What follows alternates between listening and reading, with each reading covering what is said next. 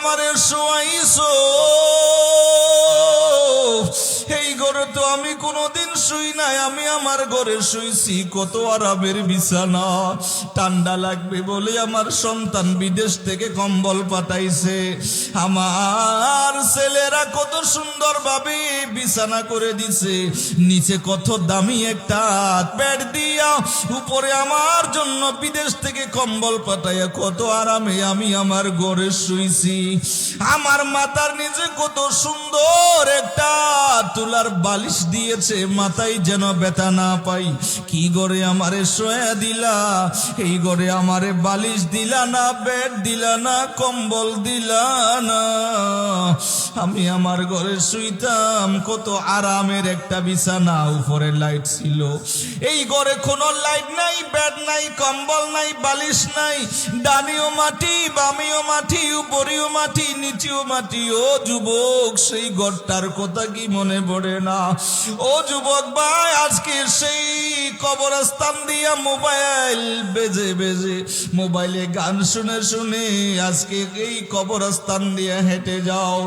ওই কবরস্থানের কথা কি মনে পড়ে না রে যুবক? ও পর্দার অন্তরালের আম্মা জানরা, দুনিয়া দুনিয়া করিয়া পাগল হয়েছেন, কত কিছু জোড়াইছেন। ওই যেই দিন রুহুটা বের হয়ে যাবে, সেই দিন 5টা কাপড় দিয়ে আপনারেও বের করিয়া দেবে। এই দুনিয়ার ধন সম্পদ কোনো কাজে আসবে না। সাদ ইবনে আবি ওয়াক্কাস রাদিয়াল্লাহু তাআলা আনহু, উনি যখন নবীজির হাতে কালমা শরীফ পড়ে মুসলমান হলো, মা এখনো ইসলাম ধর্ম গ্রহণ করে নাই, মা এখনো ইসলাম ধর্ম গ্রহণ করে নাই। সন্তান যখন ঘরে গেল, সন্তানকে জিজ্ঞেস করলেন, বাবা তুমি নাকি মুসলমান হয়ে গেছো?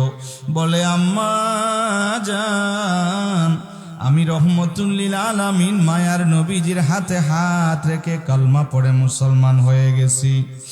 এই কথা যখন বলল, ও মুরব্বী বাবারা, ও যুবক, মা বললেন, বাবা ওই ইসলাম ধর্ম তুমি ছেড়ে দাও, এই ইসলাম ধর্ম ত্যাগ করিয়া দাও।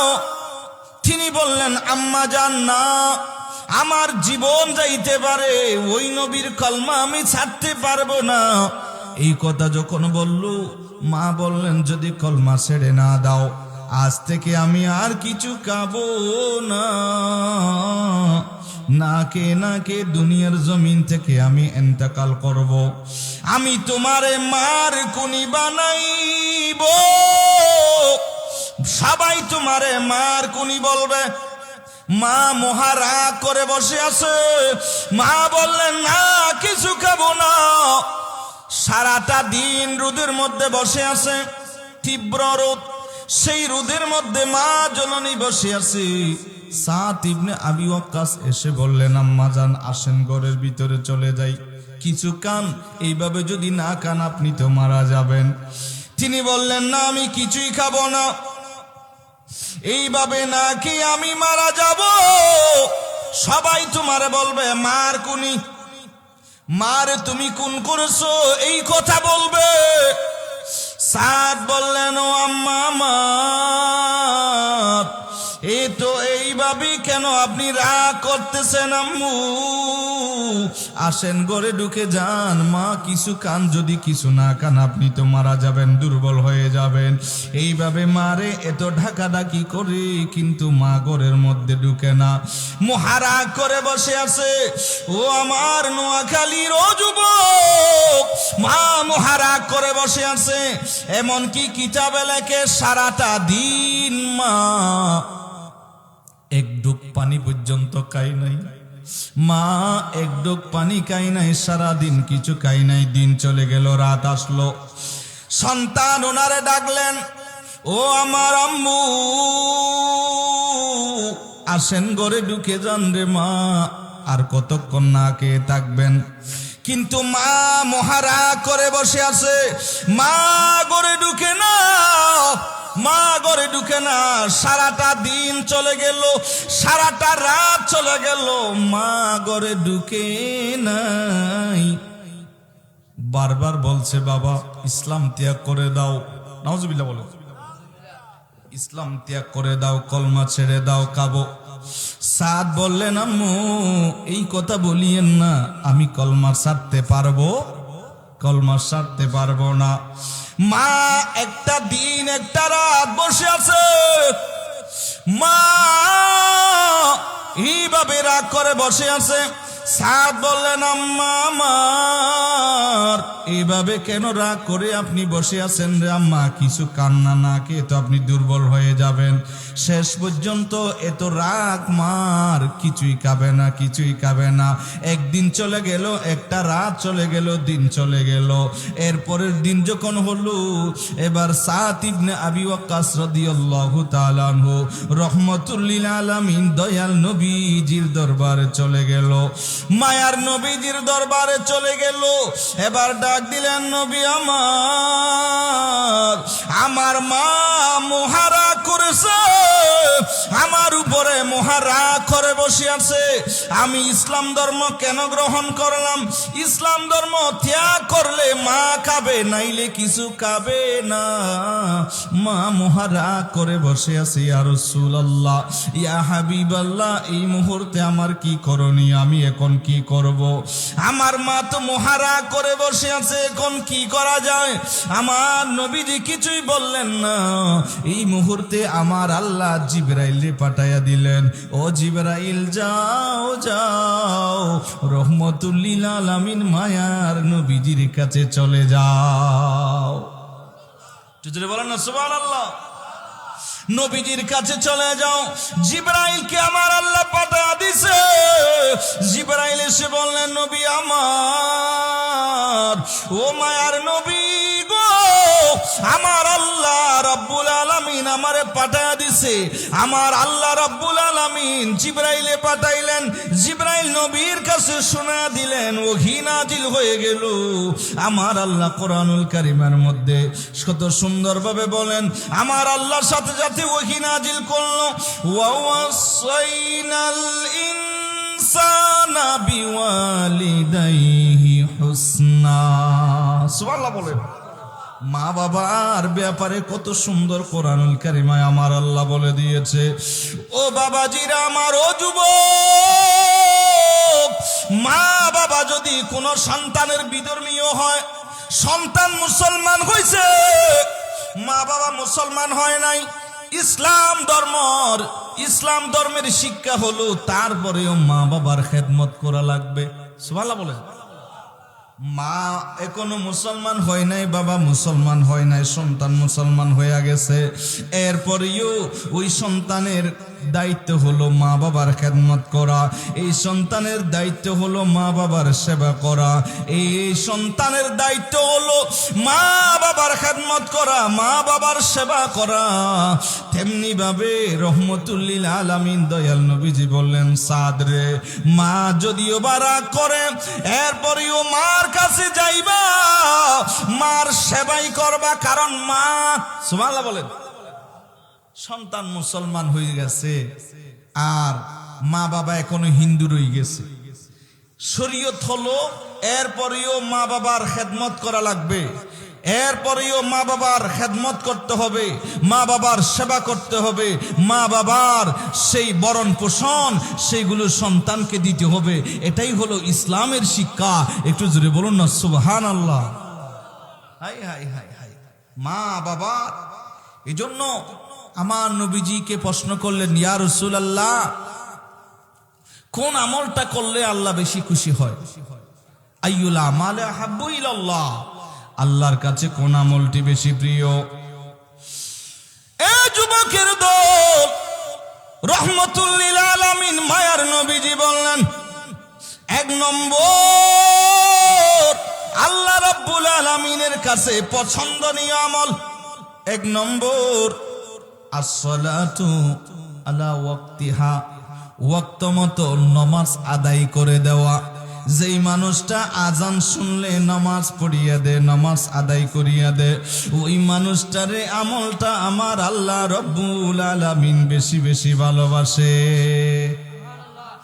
ও যুবক, ওই মানুষগুলোরে আমার আল্লাহ বেশি ভালোবাসে যেই মানুষগুলো আজান শুনলে নামাজ পড়িয়ে দে, আজান শুনলে উজু কালাম করে সুন্দরভাবে নামাজ পড়ে দে। ওই মানুষগুলোরে আমার আল্লাহ রব্বুল আলামিন বেশি বেশি ভালোবাসে।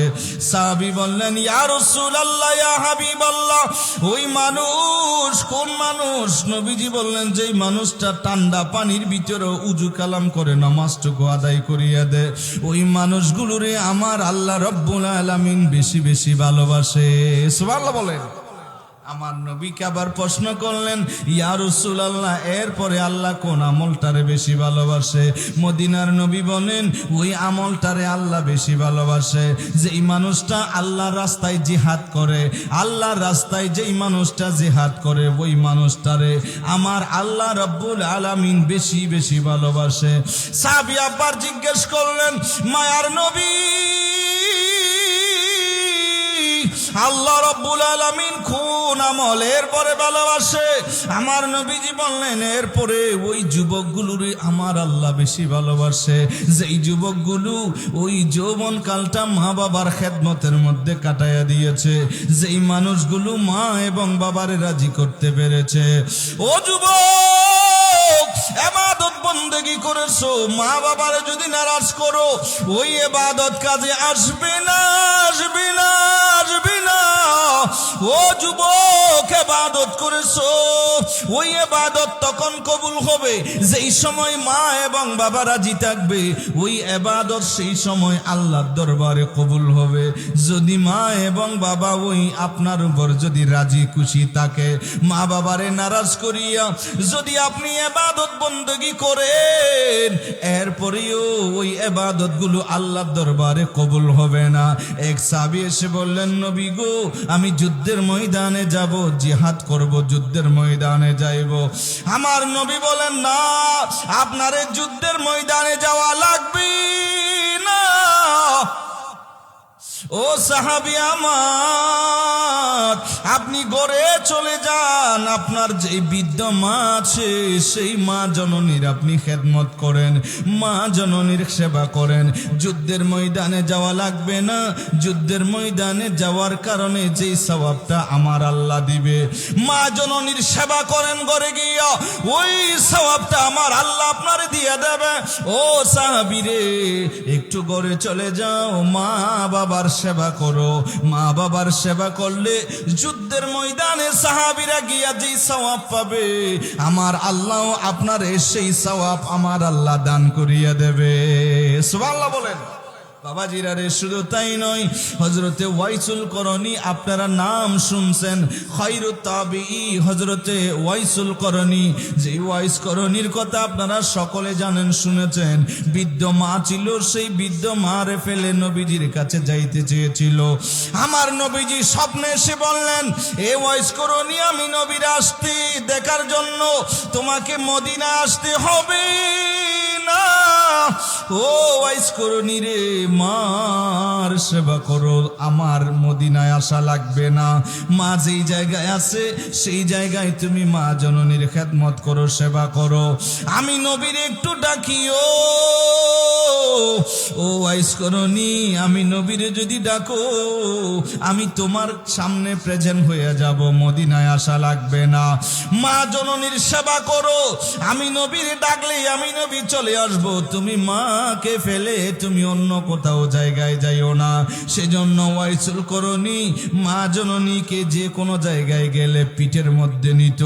মা জননীকে পিঠের মধ্যে নিয়া বিভিন্ন জায়গায় যাইতো। ওয়াইসুল করণী বলেন, আমি আমার মারে মাথার মধ্যে রাখি না, মাথার উকুনে কামড় দিবে বলে। নিচে মাটির মধ্যে রাখি না, পিঁপড়ায় কামড় দিবে বলে। সেই জন্য ওয়াইস করণী মারে সব সময় পিঠের মধ্যে রাখতো।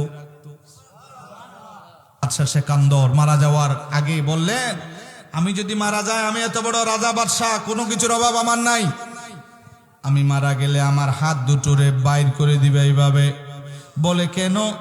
মানুষ মারা গেলে সব কিছু তো ওনার কাপড়ের ভিতরে থাকে, হাত কেন বাইরে দেব? বলে, আমার হাতটা বাইর করে দিবে এই জন্য আমার মতো এত বড় রাজা বাদশাহ এই সময়ের মধ্যে তো কেউ ছিল না, কোনো কিছুর অভাব নাই। বাদশাহ সিকান্দর এত বড় একজন রাজা বাদশাহ, উনি বললেন দুনিয়ার জমিন থেকে যখন বিদায় নিব আমার হাতটা বাইরে করে দিও, দুনিয়াবাসীর আমি দেখাইব। এত বড় রাজা ছিলাম, এত বড় বাদশাহ ছিলাম, কোনো কিছুর অভাব আমার ছিল না। আজকে আমার রুহুটা নাই, আজ আমি কবরের বাসিন্দা হয়ে যাচ্ছি। আজকে আমাকে কালি হাতে যাইতে হচ্ছে। আমার অট্টালিকার সম্পদের কোনো অভাব নাই, এইগুলোর কোনো কাজ আজ আসলো না। ও দুনিয়ার মানুষ, আমি সিকান্দর বাদশাহ দুনিয়ার জমিন থেকে বিদায় নিচ্ছি, কবরের বাসিন্দা হয়ে যাচ্ছি। আজকে আমারে দুনিয়াবাসীরা কালি হাতে কবরের মধ্যে ঢুকাইয়া দিচ্ছি। এত সম্পদ জোড়াইলাম, কোনো কিছু আজকে আমার সঙ্গে কবরে যাচ্ছে না। ও কোম্পানিগঞ্জের, ও নোয়াখালীর যুবক, দুনিয়া দুনিয়া দুনিয়া করে পাগল হয়েছো। এই দুনিয়া কিছুই না, এই দুনিয়া কিছুই না। রাতের বেলা যখন একা একা ঘুমাইতে যান, একটু ভালোভাবে চিন্তা করুন, ঘুমের ঘরে যদি আপনি আমি মরিয়া যাই, কত মানুষ ঘুমের ঘরের মধ্যে মারা যায়। আপনিও আমিও যদি এইভাবে মরিয়া যাই, সকালবেলা মানুষ বলা বলি করবে অমুক এলাকার অমুক এন্তেকাল করেছে, আর মানুষেরা মোবাইলের মধ্যে স্ট্যাটাস দিয়ে বলবে অমুক এলাকার মানুষ অমুকই নিয়ে ইন্তেকাল করেছে।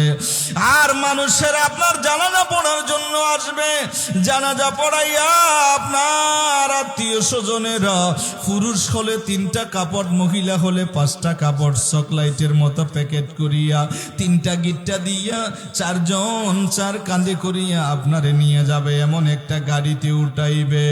ও যুবক, দুনিয়ার জমিনের গাড়ির ড্রাইভার হলো একজন, আর আপনারে আমারে নিয়ে যাওয়ার জন্য এমন একটা গাড়ি আপনার আমার উঠানের মধ্যে আসবে, যেই গাড়ির ড্রাইভার হবে 4 জন। ওই গাড়িটা আপনার আমার জন্য রেডি হয়ে আছে কোন জায়গায়? মসজিদের বারান্দায় একটু ধুলাবালি হয়ে আছে। যেই দিন আপনার ঘরের উঠানের মধ্যে আসবে, সেই দিন একটু ওই গাড়িটাকে পরিষ্কার করে আনবে। এই গাড়ির ড্রাইভার হবে 4 জন রে যুবক। ওই গাড়িটার দিকে একটু তাকাইও। দুনিয়ার জমিনের কত গাড়ির মধ্যে উঠেছো, ওই গাড়ির মধ্যে এমন একদিন উঠবা, যেই দিন আপনারে আমার সেই গাড়ির মধ্যে উঠাইবে, সেই গাড়ির মধ্যে উঠাইবে 4 জন ড্রাইভার কাঁধে করিয়া আপনারে আমারে নিয়ে যাবে। আপনি সেই দিন চিৎকার মারবেন, ও এলাকার মানুষ, আমারে তোমরা কই নাও? এই ঘর আমার, এই বাড়ি আমার, এই বিল্ডিং আমার, কত কষ্ট করে এই বাড়িটা বানাইছি, কিন্তু সেই দিন কোনো মানুষ আপনার কথা শুনবে না। আত্মীয় স্বজনেরা বলবে তাড়াতাড়ি করো, জানাজার টাইম হয়ে গেছে, তাড়াতাড়ি নিয়ে যাও নিয়ে যাও। মানুষ সবাই জানাজা পড়ার জন্য অপেক্ষা করতেছে। সেইভাবে আপনারে আমারে সেই দিন আর গড়ে রাখবে না, দেরিক্ষণ রাখবে না, নিয়ে যাবে 4 জন 4 কাঁধে করে, সেই গাড়িটার মধ্যে উঠাইয়া নিয়ে যাবে সেই জানাজার মাঠে। জানাজা পড়াইয়া দোয়া করে আপনারে আমারে আবার নিয়ে যাবে সেই গোরস্থানে। গোরস্থানে 3 জন মানুষ, একজন মাথায় ধরবে, আরেকজন কোমরে ধরবে, আরেকজন পায়ে ধরবে, আর বিসমিল্লাহি ওয়া আলা মিল্লাতে রাসূলিল্লাহ বলে আপনারে আমারে কবরের মধ্যে যখন শোয়া দেবে, আর সেই মুহূর্তে আপনি আমি একটা চিৎকার মারবো, এলাকার মানুষ কি করে আমারে শোয়াইছো? এই ঘরে তো আমি কোনোদিন শুই নাই, আমি আমার ঘরে শুইছি, কত আরামের বিছানা। ঠান্ডা লাগবে বলে আমার সন্তান বিদেশ থেকে কম্বল পাঠাইছে, আমার ছেলেরা কত সুন্দর ভাবে বিছানা করে দিছে, নিচে কত দামি একটা তুষার দিয়া, কত দামি একটা বেড দিয়া, উপরে আমার জন্য বিদেশ থেকে কম্বল পাতাইয়া কত আরামে আমি আমার ঘরে শুইছি। আমার মাথার নিচে কত সুন্দর একটা তুলার বালিশ দিয়েছে, মাথায় যেন ব্যথা না পাই। কি ঘরে আমারে শোয়া দিলা, এই ঘরে আমারে বালিশ দিলা না, বেড দিলা না, কম্বল দিলা না। আমি আমার ঘরে শুইতাম, কত আরামের একটা বিছানা, উপরে লাইট ছিল। এই ঘরে কোনো লাইট নাই, বেড নাই, কম্বল নাই, বালিশ নাই, ডানিও মাটি, বামিও মাটি, উপরেও মাটি, নিচেও মাটি। ও যুবক, সেই ঘরটার কথা কি মনে পড়ে না? ও যুবক ভাই, আজকে সেই কবরস্থান দিয়া মোবাইল বেজে বেজে, মোবাইলে গান শুনে শুনে আজকে এই কবরস্থান দিয়ে হেঁটে যাও। ওই কবরস্থানের কথা কি মনে পড়ে না রে যুবক? ও পর্দার অন্তরালের আম্মা জানরা, দুনিয়া দুনিয়া করিয়া পাগল হয়েছেন, কত কিছু জোড়াইছেন। ওই যেই দিন রুহুটা বের হয়ে যাবে, সেই দিন 5টা কাপড় দিয়ে আপনারেও বের করিয়া দেবে। এই দুনিয়ার ধন সম্পদ কোনো কাজে আসবে না। এই দুনিয়ার সব সম্পদের মালিক আপনার ওয়ারিসরা হয়ে যাবে। আজ আমার মোবাইল আমার হাতের মধ্যে আছে, আপনার মোবাইল আপনার হাতের মধ্যে আছে। রুহুটা যদি বের হয়ে যায়, মোবাইলটা আর আপনার নাই। আপনার সম্পদগুলো দলিল আপনার নামে, রুহুটা নাই, আপনার দলিল ক্যান্সেল। মোবাইল আপনার, রুহু নাই, মোবাইলটা আর আপনার নাই। হাতের গড়ি কুলিয়া নেবে, এই সুন্দর পোশাক কুলিয়া ফেলবে রে যুবক। কিসের তো অহংকার, কিসের তো গৌরব? এই যৌবন আল্লাহ দিয়েছে, এই যৌবন কালটার ব্যাপারে আল্লাহ রাব্বুল আলামিন আপনারে আমারে প্রশ্ন করবে।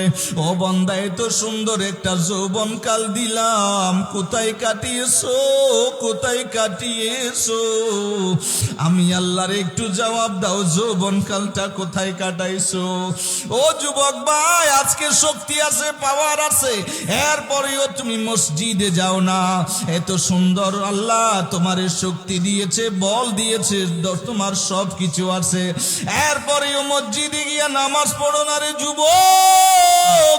এমন একটা সময় আসবে, যেই সময় শক্তি হারায় ফেলবা, ওই সময় শক্তি থাকবে না, ওই সময় বল থাকবে না, শক্তি থাকবে না। সেই সময় মসজিদে যাইতে মনে চাইলেও শক্তি থাকবে না হাঁটার। ও যুবক ভাই, সেজন্য এই যৌবন কালটারে একটু গুরুত্ব দাও। এই যৌবন কাল আছে, এই যৌবন কালের মধ্যে যাদের ঘরে মা বাবা আছে, মা বাবার খেদমত করো। মা বাবার মনে কষ্ট দিও না, মা বাবার মনে কলিজায় আঘাত দিও না রে যুবক ভাই। শুধু তাই নয়, মা বাবার খেদমতের উসিলায় যদি দোয়া করো, ওই দোয়াটাও আমার আল্লাহ রাব্বুল আলামিন কবুল করিয়া নেবে। বনি ইসরাইলের সময়, এটা বুখারী শরীফের হাদিস, বাবারা গভীর মনোযোগ। বনি ইসরাইলের 3 জন লোক এক সময় হেঁটে হেঁটে পাহাড় দিয়ে চলে যাচ্ছিল। এমন সময় ঝড় তুফান আরম্ভ হয়ে গেল। এই সময় ওনারা কি করবে? একটা গুহার ভিতরে 3 জন মানুষ ঢুকে গেল। হঠাৎ দেখা গেল ঝড় তুফানের কারণে উপর থেকে বিশাল বড় একটা পাথর এসে ওই গর্তের সামনে বসে গেল। এমন ভাবে ওই গর্তের সামনে এসে গেল, ওই বিশাল পাহাড়টা, ওই বিশাল বড় পাথর ওনারা সরাইতে পারে না। এই 3 জন মানুষ বলল, আমরা এই জায়গায় থেকে যদি বের হইতে না পারি, আমরা তো মারা যাব। আমরা এবার কি করব? এই 3 জন বললেন, একটা কাজ করি। ও ভাই, তুমি একটু বলো, জিন্দেগিতে তোমার কোনো ভালো আমল আসেনি, একটু বলো। উনি বললেন, আমার একটা ভালো আমল আছে। বলে, কি আছে? বলে, আমার জিন্দেগিতে একটা ভালো আমল আমি করেছি। বলে, কি করেছো? বলে, আমি একজনের সাথে ব্যবসা করতাম, ওনার কিছু টাকা আমার কাছে ছিল, সেই টাকাগুলো নিয়ে ব্যবসা করেছি, ব্যবসায় লাভবান হয়েছি। সেই ব্যবসার টাকাগুলো দিয়া অনেকগুলো ছাগল আমি ক্রয় করেছি। সেই ছাগলগুলো থেকে অনেকগুলো ছাগল হয়েছে। বহু বছর পরে মানুষটা আসলো, আসার পরে বলল, ভাই, আপনার কাছ থেকে সামান্য কিছু টাকা পাই, এইগুলো একটু দিয়া দাও। সেই দিন আমি বলেছিলাম, ভাই, সামান্য টাকা নয়, এই যে যতগুলো তুমি ছাগল দেখতে পাচ্ছ সবগুলো তুমি নিয়ে যাও। আর একটু জোরে, সবগুলো তুমি নিয়ে যাও। বলে সবগুলো ছাগল তো আমার না। বলে ভাই গো, সবগুলো তোমার না, ঠিক আছে, তোমার ওই টাকাগুলো দিয়ে ব্যবসা করেছি, লাভ হয়েছে, এই সবগুলো ছাগল তোমার, তুমি একটু সবগুলো নিয়ে নাও। যদি এখান থেকে আমি কি ফেলি, এটা তোমার হক নষ্ট হবে, আল্লাহ নারাজ হবে, এইগুলো তোমার হক, তুমি একটু নিয়ে নাও।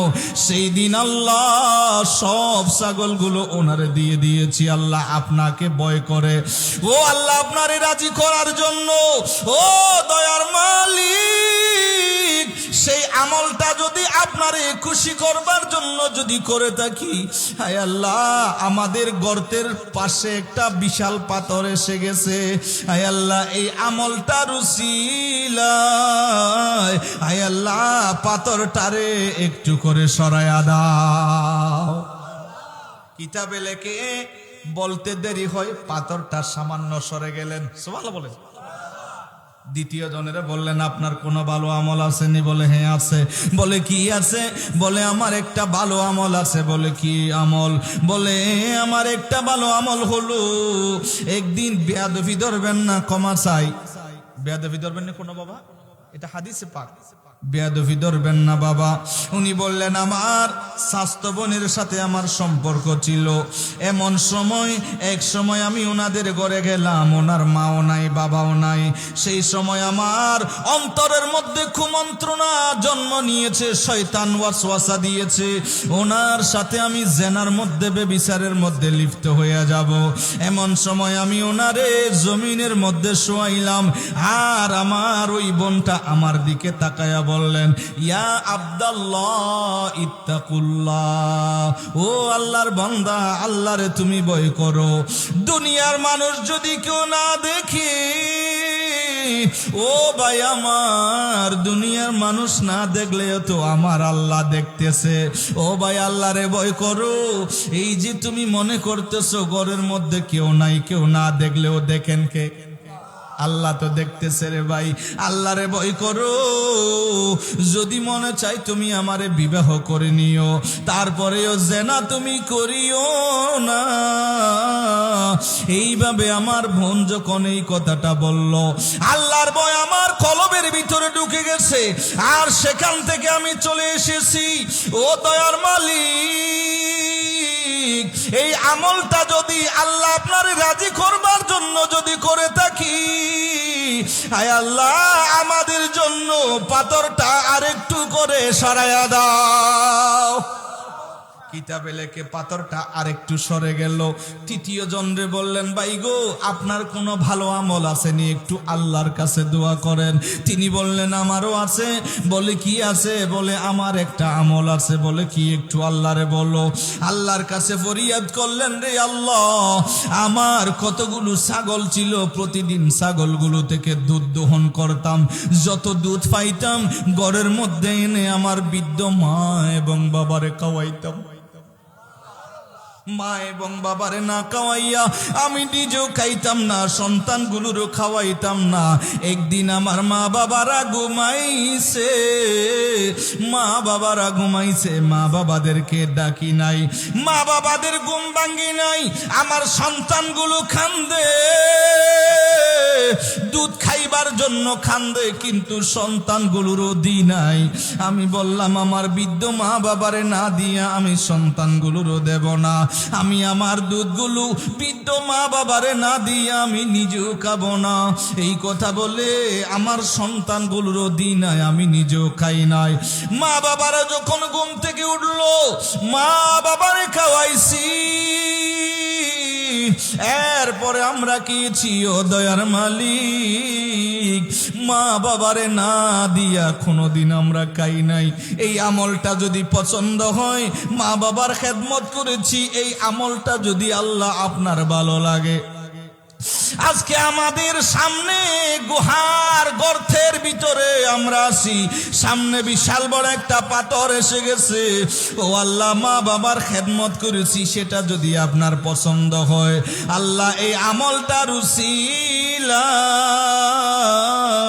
আয় আল্লাহ পাথরটারে আরেকটু করে সরাইয়া দাও। কিতাবে লেখে এই কথাটা বলতে দেরি হয়, ওই পাথরটা আরেকটু করে সরে গেছে। ওই তিনজন মানুষ ওই গুহা থেকে, গর্ত থেকে বের হইয়া গেছে। আমার আল্লাহ রাব্বুল আলামিন নেক কাজের উসিলা দিয়া দোয়া করেছে, আল্লাহ রাব্বুল আলামিন দোয়াটা কবুল করে নিয়েছেন। সুবহানাল্লাহ বলেন। দোয়া যদি করে কবুল করে নেন কে? জোরে বলেন কে? মুসা কলিমুল্লাহ তুর পর্বতে আল্লাহর সাথে কথা কয়, ও আল্লাহ আমি মুসা কলিমুল্লাহর সাথে বেহেশতের মধ্যে কারে দিবা? আমার আল্লাহ বললেন, মুসা রে, আমি আল্লাহ তোমার সাথে একজন খসাইরে জান্নাতের মধ্যে দিয়ে দেব। খসাইরে জান্নাতে দেব যিনি গরু জবে করে, যিনি গরু ভাঙ্গে, ওনাদেরকে খসাই বলে, গোস্ত বিক্রি করনেওয়ালা মানুষ। ওই খসাইরে আমি আল্লাহ তোমার সাথে জান্নাতে দিয়ে দেব। আল্লাহ, আমি একজন জলিলুল কদর পয়গম্বর, আমি একজন নবী, আমার উপরে তৌরাত কিতাব নাজিল করেছো। আয় আল্লাহ, এটা কেমন কথা, আমি একজন নবীর সাথে খসাইরে জান্নাতে দিবা? আল্লাহ বলেন, মুসা রে, কেন দিবে একটু পরীক্ষা করিয়া দেখো। ওই শহরে যাও, আর বুঝতে পারবা কি জন্য আমি আল্লাহ দেব। মুসা কালিমুল্লাহ সেই শহরে চলে গেল। সেই শহরে যাওয়ার পরে দেখলেন একজন হসাই গোস্ত বিক্রি করতেছে। কাছে গিয়া সালাম দিলেন, রে ভাই, আপনার ঘরে একটা দিন মেহমান হইতে চাই। বলে, ঠিক আছে, মেহমান হইতে পারবেন। খুশি হইল। গোস্ত বিক্রি করার পরে ওই হসাই সামান্য মাথার মগজ নিল, সামান্য আপেল আঙ্গুল মুসম্বি নিয়া, ফল ফুল নিয়া, এবার সেইগুলো নিয়া রওনা দিয়ে দিলেন ঘরের মধ্যে। ঘরের মধ্যে যখন গেল, মুসা কালিমুল্লাহর একটা রুমের মধ্যে বসায় রাখলেন। বলেন, একটু অপেক্ষা করেন, আমার কিছু কাজ আছে। এই কথা বলে ঘরের ভিতর থেকে একজন বৃদ্ধ মহিলা, একেবারে ছোট্ট পাখির ছানার মতো, একেবারে বৃদ্ধ মহিলা, হেগলা মহিলা, ঘরের ভিতর থেকে বের করে মুসা কালিমুল্লাহ দেখলেন এক জায়গায় নিয়ে গোসল দিতেছে। মুসা কালিমুল্লাহ দেখলেন গোসল দিতেছে। মুসা কালিমুল্লাহ দেখলেন ওই বৃদ্ধ মহিলারে উনি ঘরের মধ্যে ঢুকাইয়া সুন্দরভাবে আপেল আঙ্গুল মুসম্বি এইগুলো খাওয়ায়া দিতেছে, ওই মাথার মগজগুলো খাওয়ায়া দিতেছে। মুসা কালিমুল্লাহ দেখে বড় আশ্চর্য। উনি হলেন ওই হসায় মা। কে? মা, হসার মা, মারে খাওয়াই দিতেছে। হাই হাই হাই, যুবক রে, আজকাল আমগো দেশের যুবকেরা ফারকে নিয়ে বান্ধবীরে খাওয়াই দিবে, ঠিক নি বাজার না? এগুলো আপনাদের এদিকে না, আপনাদের এদিকের যুবকরা ভালো। এদিকে আছে। আরে কিতে কইলেন আপনি, কিতে কইলেন? আমি তো বাঁচাইতে চাইছিলাম। এই জায়গায় আছে, মারে খাওয়াই দিতে চাই না, বান্ধবীরে খাওয়াই দেয় ফারকে নিয়ে। বাদাম খাওয়াই দিতেছে, বাদাম। কান কান যুবক রে, বুকে হাত দিয়ে বলতে পারবা নি কোনদিন যে একটা আঙ্গুর এই যে সামটা সুইলা মা হা করেন, আমি খাওয়াই দিই, ঠিক না? মা বাবারে খাওয়াই দেন, খুশি হবে আমার আল্লাহ এবং রসুল। কথা বলেন ঠিক না? মা বাবারে খাওয়াই দিবেন। মুসা কালিমুল্লাহ দেখতেছে খাওয়াই দিচ্ছে, মাকে খাওয়াই দিচ্ছে। মা খুশি হয়ে গেল। মা বললেন, বাবা আমার এবার একটা জায়নামাজ বিছায়া দাও। ও মুরব্বী বাবারা, ও যুবক আমার, মা বললেন, বাবা আমার একটা জায়নামাজ বিছায়া দাও, একটু আমি তোমার জন্য দোয়া করিব। মার জন্য জায়নামাজ বিছায়া দিলেন। মা জায়নামাজের মধ্যে বসে নামাজ আদায় করলো। নামাজ পড়ে আল্লাহর দরবারে ফরিয়াদ করলো, রে আল্লাহ, মা বাবারা যদি দোয়া করে আল্লাহ দোয়াটা কবুল করিয়া নেন।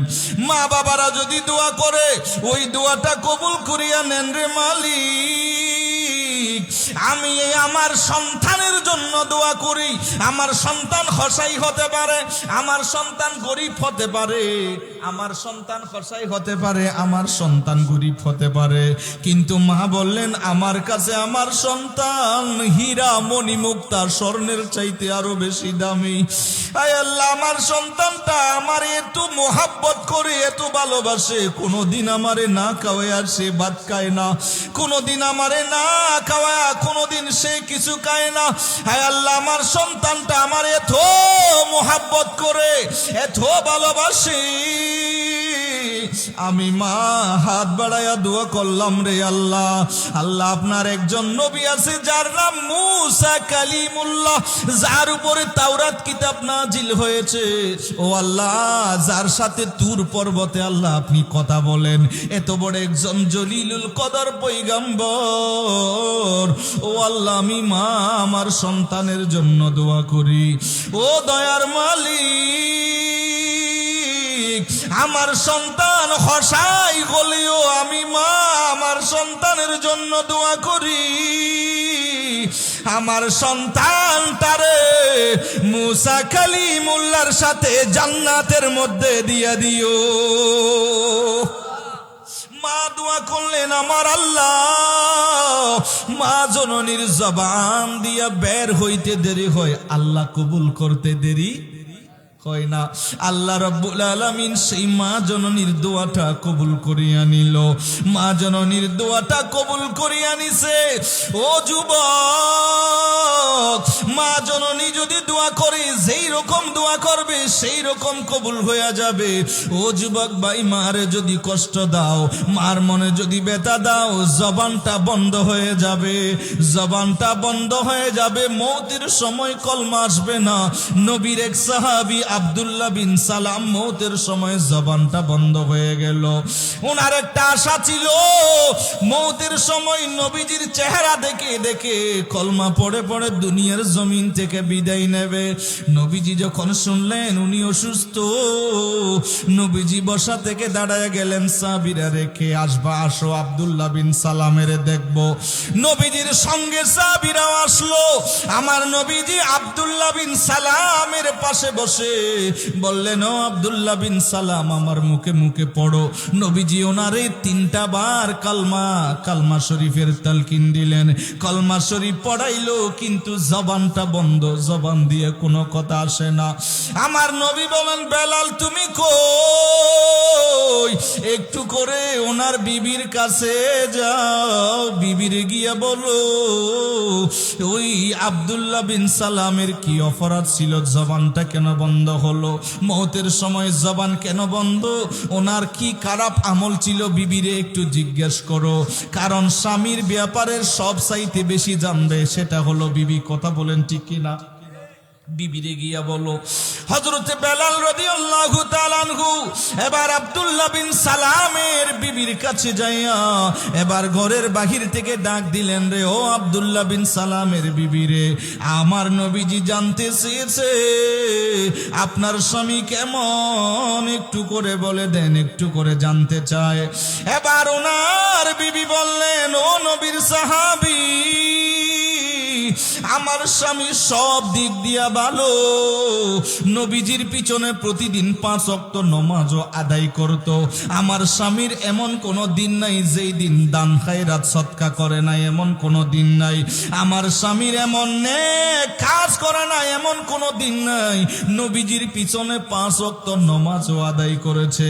তবে আমার স্বামীর একটা দোষ, আমার স্বামীর একমাত্র একটা দোষ হলো, ওনার যে একজন বৃদ্ধ মা ছিল, সেই মা ওনার উপরে মহান নারাজ ছিল। ওই মাটা রাজি ছিল না, ওই মাটা ওনার উপরে মহান নারাজ। বেলাল নবীজির কাছে গিয়া বললেন, ও মায়ার নবী, ওনার স্বামী সব দিক দিয়ে ভালো, 5 ওয়াক্ত নামাজ আপনি নবীর পিছনে আদায় করত, এমন কোনো দিন নাই যেই দিন দান খায়রাত করে নাই। মানুষকে দান খায়রাত করত, ইবাদত বন্দেগী সব ঠিক আছে, কিন্তু ওনার বৃদ্ধ মা ওনার উপরে নারাজ।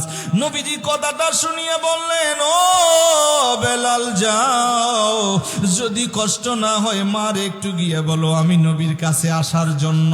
বেলাল গিয়ে বললেন আম্মা আপনার রহমতুল লিল আলামিন নবী ডাকছে, যদি কষ্ট না নেন একটু আসেন। ওই বৃদ্ধ মা এবার বললেন নবীজি আমারে ডাকছে কই? বলে আছে হযরতে আব্দুল্লাহ বিন সালামের ঘরে আছে। এবার উনি আসলেন, এসে নবীজি সালাম দিলেন, আম্মা একটু করে সত্য কথা বলেন আপনার সন্তানটা আপনার জন্য কেমন? এবার উনি বললেন ও মায়ার নবী, আমার সন্তানটা আমার কলিজায় একটা আঘাত দিয়েছে, ওই আঘাতটা আমার কলিজায় গেঁথে আছে, আমার সন্তানটারে আমি ক্ষমা করব না কোনোদিন। আমার নবী বললেন আম্মু আপনি আপনার সন্তানটারে 10 মাস 10 দিন গর্ভ ধারণ করেছেন, বড় কষ্ট করেছেন, একটু মেহেরবানি করে ক্ষমা করে দেন। যদি ক্ষমা করে দেন আপনারও লাভ, আপনার সন্তানটারও হবে লাভ। আমার নবী যখন বললেন, এবার উনি বললেন ইয়া রাসূলুল্লাহ, উনি আমার চাইতে বার ওনার বিবিরে গুরুত্ব দিত, বিবির কথা শুনে শুনে আমার কলিজায় বেশি আঘাত দিয়েছে, ওনারে আমি ক্ষমা করব না। নবীজি বললেন আম্মা জান, যারা দুনিয়ার জমিনে মানুষকে ক্ষমা করে দে আমার আল্লাহ ওনারে ক্ষমা করে দেবে। যারা দুনিয়ার জমিনে কোনো মানুষের দোষ গোপন রাখবে আমার আল্লাহ কাল হাসরের ময়দানে ওই মানুষটার দোষ গোপন রাখবে রে আম্মা জান, একটু মেহেরবানি করেন, একটু আপনার সন্তানটারে অন্তর থেকে ক্ষমা করিয়ে দেন। এবার এই কথা যখন বলল, এবার সাহাবীরাও বললেন আম্মু একটু আপনার সন্তানটার প্রতি মেহেরবানি করে ক্ষমা করে দেন না আম্মা। এবার আব্দুল্লাহ বিন সালামের মা জবান দিয়ে বললেন ইয়া রাসূলুল্লাহ ঠিক আছে, আমি আমার সন্তানটারে অন্তর থেকে ক্ষমা করিয়া দিলাম, অন্তর থেকে মাফ করে দিলাম। এই কথা যখন বলল কিতাবে লেখে মা বলতে দেরি হয়, ওইদিকে আব্দুল্লাহ বিন সালামের জবানটা খুলে গেল। আব্দুল্লাহ বিন সালাম এবার ডাক দিলেন ইয়া রাসূলুল্লাহ, নবী গো আপনি নবী কই? এতক্ষণ জবান বন্ধ ছিল, মা ক্ষমা করে দেওয়ার সাথে সাথে জবানটা খুলে গেল। ও এলাকার ও যুবক ভাই, মারে যদি কষ্ট দেন, বাবারে যদি কষ্ট দেন, মাই মুরব্বির যদি বদদোয়া নেন, মৌতের সময় জবানটা বন্ধ হয়ে যাবে, ঈমান নিয়ে ইন্তেকাল করতে পারবা না। আমার নবীরে ডাক দিলেন, নবীজি আসলেন, আমার নবীজিরে দেখে দেখে আমার নবীজি এবার বললেন আমার সাথে সাথে পড়ো। নবীজি এবার ওনারে পড়া দিলেন লা ইলাহা ইল্লাল্লাহু মুহাম্মাদুর রাসূলুল্লাহ সাল্লাল্লাহু আলাইহি ওয়াসাল্লাম। মা ক্ষমা করে দিতে দেরি হয়, জবান খুলে যাইতে দেরি হয় না। ও যুবক ভাই, যেটা বলতে চেয়েছিলাম, মা যদি ক্ষমা করে দেয়, বাবা যদি ক্ষমা করে দেয়, মা বাবা রাজি হলে জবান দিয়ে কলমা আসবে, মা বাবার কলিজায় আঘাত দিবেন, জবানটা বন্ধ হয়ে যাবে।